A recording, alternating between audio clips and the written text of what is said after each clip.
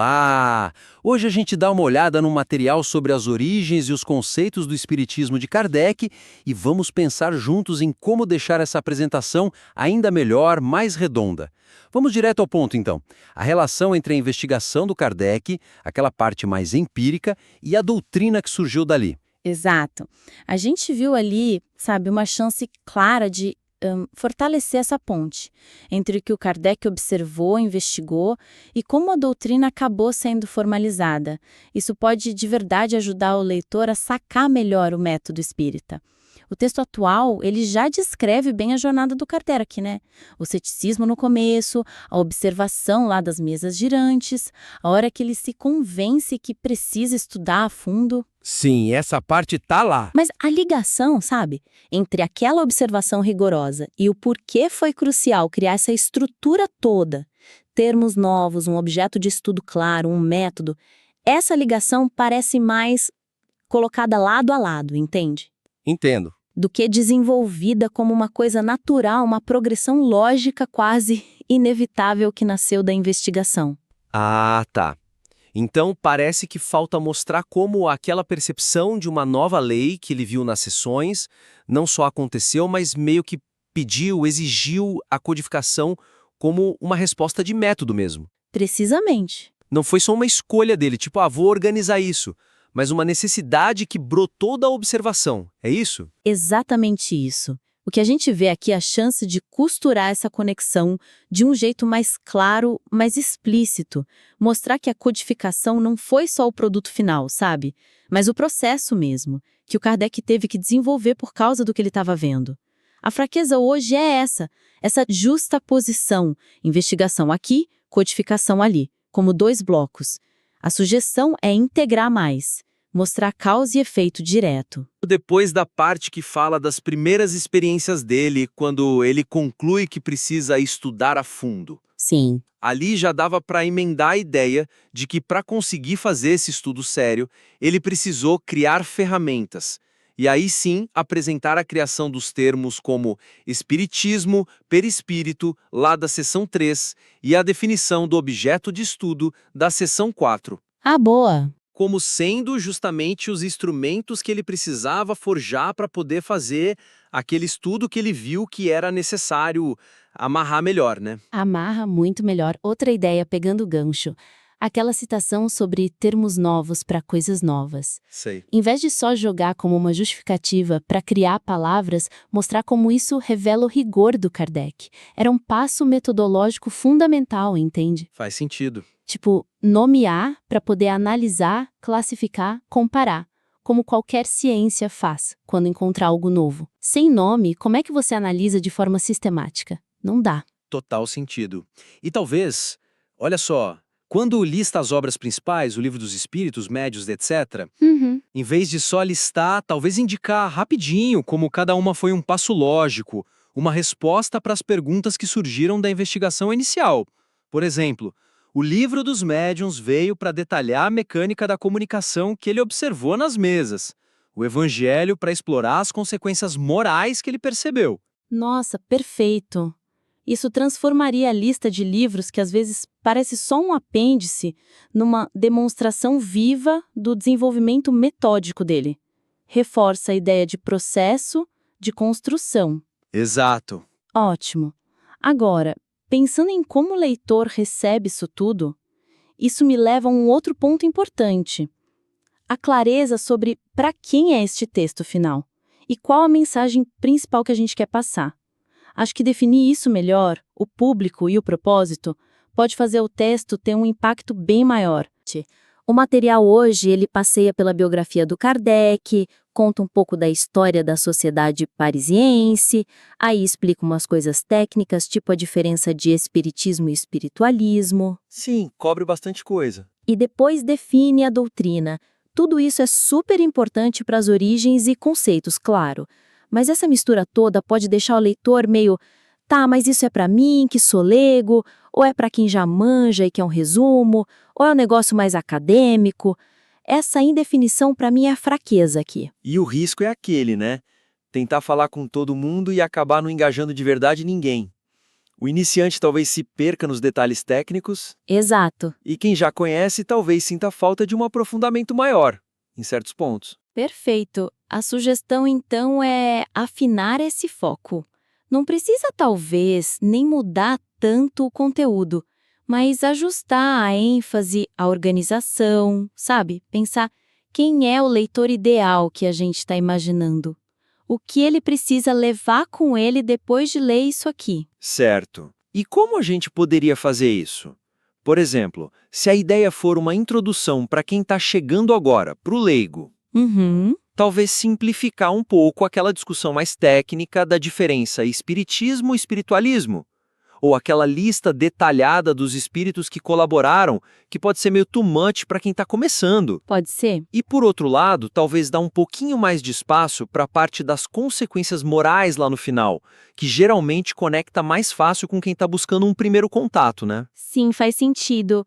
Ou o contrário, se o público for mais iniciado ou com um interesse mais acadêmico. Aí a gente poderia aprofundar um pouco mais, né? Isso. Mesmo que rapidinho, mas talvez analisar um pouco mais o método do Kardec em relação ao pensamento científico da época, o positivismo. Ou explorar o papel da sociedade parisiense não só como um fato histórico, mas como um centro de debate, de validação intelectual que foi essencial para a codificação. Entendi. A escolha de onde aprofundar ou simplificar depende dessa definição de para quem a gente está falando, primariamente.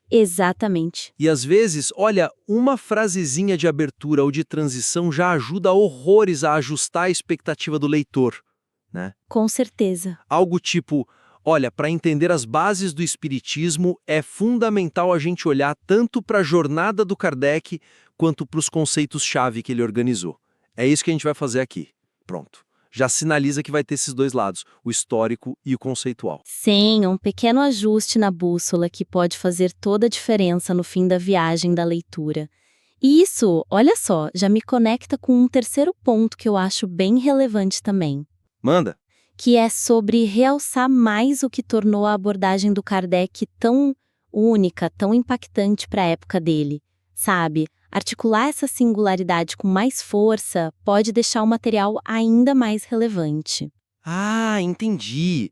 Você quer dizer ir além de contar o que ele fez e dar mais ênfase em por que aquilo foi tão diferente, tão disruptivo. Isso, exatamente isso. O texto descreve bem o que ele fez, observou o fenômeno, codificou ensino, criou termo, fundou sociedade, definiu a doutrina, tá tudo lá. Mas o porquê isso foi tão significativo, tão inovador naquele contexto do século XIX? Isso podia brilhar mais, sabe? A menção da tríplice natureza, ciência, filosofia, religião, ela tá lá.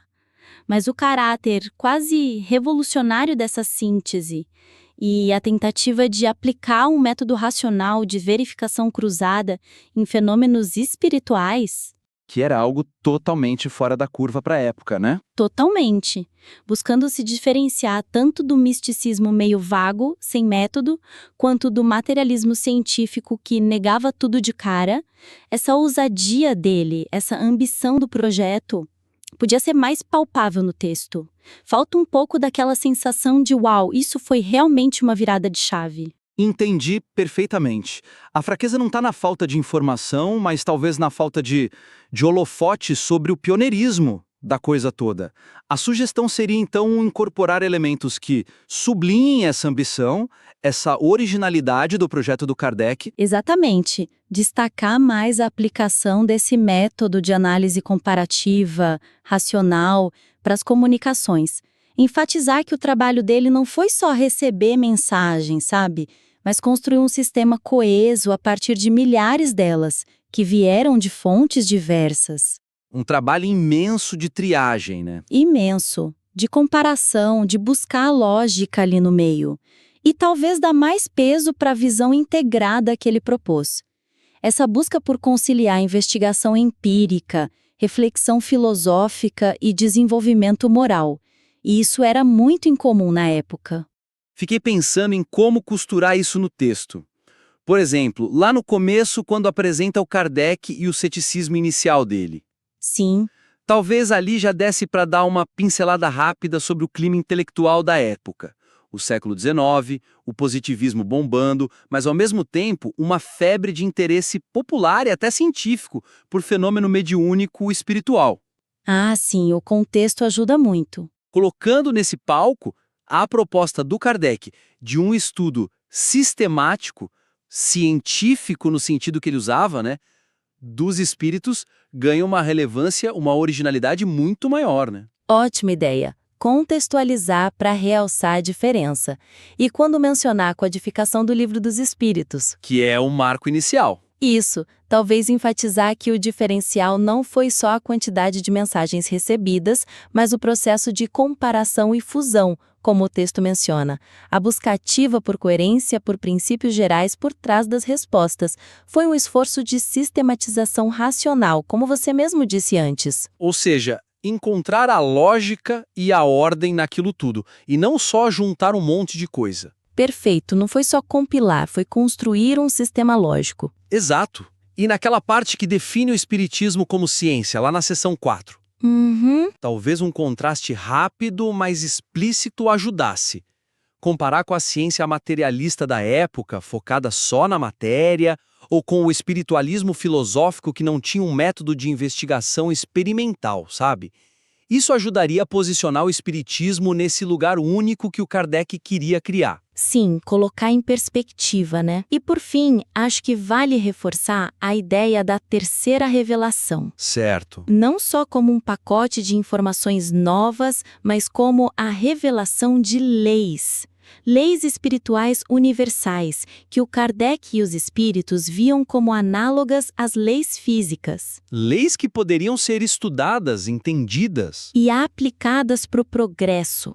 Isso dá uma dimensão muito maior para a proposta toda. Não era só mais uma religião ou filosofia que surgia. Era a descoberta de um novo campo de leis naturais, do mundo espiritual. Muito bom. Então, para a gente recapitular a nossa conversa aqui sobre esses trechos de origens e conceitos fundamentais do Espiritismo de Kardec, a gente identificou basicamente 3 grandes áreas com espaço para aprimoramento, né? Isso.